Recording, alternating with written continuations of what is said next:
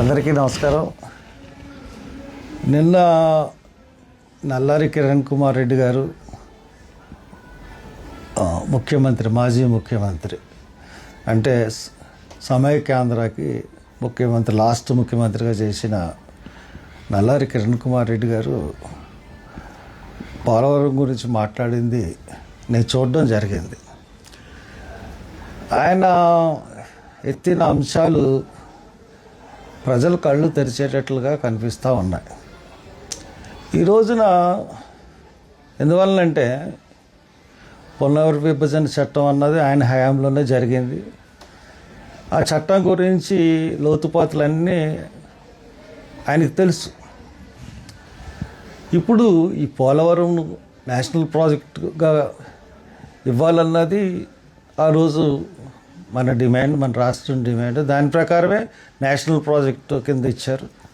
దాన్ని చంద్రబాబు నాయుడు గారు నేషనల్ ప్రాజెక్ట్ని వాళ్ళు గవర్నమెంట్ ఆఫ్ ఇండియా కట్టకుండా మేమే కట్టుకుంటాం అని చెప్పి తీసుకున్నాడు. తీసుకున్న తర్వాత ఇప్పుడు పరిస్థితి ఏంటంటే ఆయన చెప్పిన దాంట్లో చాలా ముఖ్యమైన పాయింట్లు.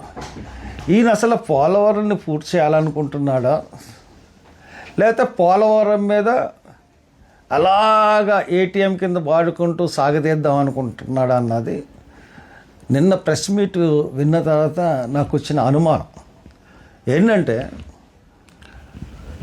అక్కడ పోలవరంలో నీళ్లు నిలవ ఉండాలంటే అంటే ఇట్స్ ఎ డ్యామ్లో నీళ్లు నిలవ ఉండాలి.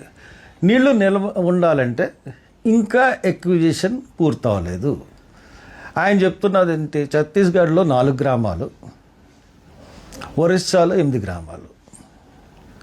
ఈ రెండింటి మీద ఆ 12 గ్రామాలు కలిస్తేనే ఇక్కడ నీళ్లు నిల్వ ఉంటాయి.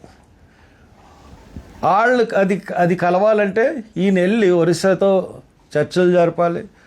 ఆ 8 గ్రామాలని మాకు ఇమ్మని చెప్పి అడగాలి. అలాగే ఛత్తీస్గఢ్తో చర్చలు జరపాలి. 2 గవర్నమెంట్లు బీజేపీ గవర్నమెంట్లు.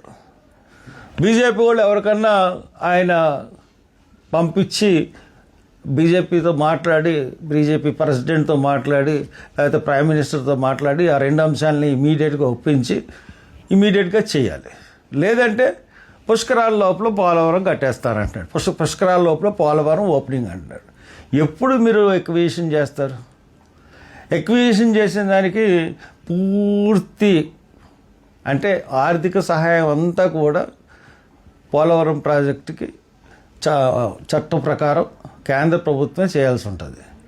ఎక్విజిషన్ అంటే ఆ 2 ఎక్విజిషన్లు 12 గ్రామాల ఎక్విజిషన్కి కాంపన్సేషన్ అన్నది భూమికి భూమా లేకపోతే ఏం కాంపన్సేషన్ ఇవ్వాలన్నది ఆ గవర్నమెంట్కి సెంట్రల్ గవర్నమెంట్ ఇస్తుంది. అసలు ఈయన అప్లికేషనే పెట్టాలి కదా, ఎక్విజిషన్ చెయ్యండి, మాకు ఈ గ్రామాలు కావాలి అని సెంట్రల్ గవర్నమెంట్కి పెట్టాలి, ఆ స్టేట్ గవర్నమెంట్కి పెట్టాలి. పెట్టిన తర్వాతే కదా ఇక్కడ కదలిక అని వస్తుంది. ఇప్పుడు అది మానేసి ఈయన ఎంతసేపు ఎక్కడి నుంచి డబ్బులు తీసుకోవాలి, ఎలా కట్టాలి, ఏం చేయాలి. ఒకసారి ఆల్రెడీ పోలవరం డయాఫ్రామ్ వాల్ కొట్టుకుపోయింది. డబుల్ డయాఫ్రామ్ వాల్ ఇవ్వమని ఫస్ట్ నుంచి మొదలు పెడుతున్నాను, వినలేదు.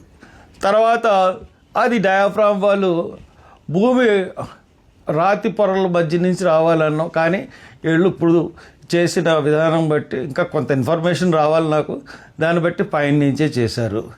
తర్వాత వీళ్ళు ఎంతో వెచ్చించి వ్యవప్రయాసాలకు వచ్చి కాపర్ డ్యాములు కట్టారు. కాపర్ డ్యాముల ఉద్దేశం ఏంటి, అటు ప్రవాహం ఇటు ప్రవాహం అడ్డుకోవాలని. కానీ అటే వచ్చిన ప్రవాహం అడ్డుకోలేక అసలు ఈ మన ఎంత హెచ్పి పెట్టారంటే వాటర్ తోడడానికి కనీ వినయరగని రీతిలో వాటర్ పంపులు పెట్టి నీళ్లు పారబోసి అప్పుడు కట్టడారు. అంటే వచ్చిన వరద, లాస్ట్ ఇయర్ వచ్చిన వరద అంతటిని కూడా పంపుల ద్వారానే బయట పారబోసారు తప్పితే కాఫర్ డ్యామ్ వల్ల ఎటువంటి ఉపయోగం లేకుండా చేశారు. అటువంటి పరిస్థితులు చంద్రబాబు నాయుడు గారు జిమ్మిక్కులు చేస్తున్నారు పోలవరం ప్రాజెక్టులో. కాబట్టి ఇమీడియట్గా కాంపన్సేషన్ ఇంకా చాలామందికి ఇప్పుడు భూములు ఇచ్చిన పోలవరంలో ఉన్నటువంటి చాలామందికి కాంపన్సేషన్ ఇవ్వలేదు. వాళ్ళు కాలనీలు చాలా దారుణమైన కాలనీలు కట్టారు. భూమికి భూమి ఇస్తా అన్నారు, ఇవ్వలేదు. కాంపన్సేషన్ అన్నది రాష్ట్ర ప్రభుత్వం, కేంద్ర ప్రభుత్వం ఇచ్చినప్పుడు మీరు సరైన రిపోర్ట్లు ఎందుకు సబ్మిట్ చేయట్లేదు? మీరు ఎందుకు కాంపన్సేషన్ క్లియర్ చేయట్లేదు? మీరు ఇమీడియట్గా కాంపన్సేషన్ క్లియర్ చేయండి. క్లియర్ చేసి రైతులను ఆదుకోనండి. తర్వాత బచావత్ ట్రిబ్యునల్ ప్రకారం మహారాష్ట్రకి, కర్ణాటకకి, ఒరిస్సాకి కూడా మనం నీళ్ళు ఇవ్వాల్సి ఉంటుంది. కర్ణాటకకి, మహారాష్ట్రకి నీళ్ళు ఇవ్వాల్సి ఉంటుంది, కృష్ణా వాటర్స్. కాబట్టి ఆ బచావత్ ట్రిబ్యునల్ ప్రకారం పోలవరం నుంచి కూడా కొంత నీళ్ళు ఇవ్వాల్సి ఉంటుంది. దాని ప్రకారం ఇచ్చిన తర్వాత మన రైతు హక్కులు మనం కాపాడే పని చేయాలి. అదే నిన్న ఆయనకు చాలా క్లియర్గా చెప్పాడు. కాబట్టి నేను చెప్పేది ఏంటంటే చంద్రబాబు నాయుడు గారికి ఇమీడియట్గా చర్చలు జరపండి, ముందు ఎక్విజిషన్ చేయండి. ఎక్విజిషన్ చేస్తేనే మనం పోలవరం 41 అడుగులు ఎత్తు కట్టుకోగలుగుతాం. నీళ్లు నిల్వ ఉంటుంది. నీళ్లు నిల్వ ఉంటేనే మనకి మొత్తం వైజాగ్ వరకు వెళ్తుంది, హైదరాబాద్ వరకు వెళ్తుంది. తర్వాత మనకి 24 లక్షలు 25 లక్షలు మనకి లక్షల ఎకరాలు భూములు సాగు అవుతుంది. ఏమీ చేయకుండా మీరు డ్యాము మీరు ఈ రకంగా కట్టి ఆ గ్రామాలను కూడా మీరు ఎక్విజిషన్ చేయలేకపోతే మీరు పుష్కరాలు కాదు, నెక్స్ట్ పుష్కరాలు కూడా కట్టలేరు. Thank you.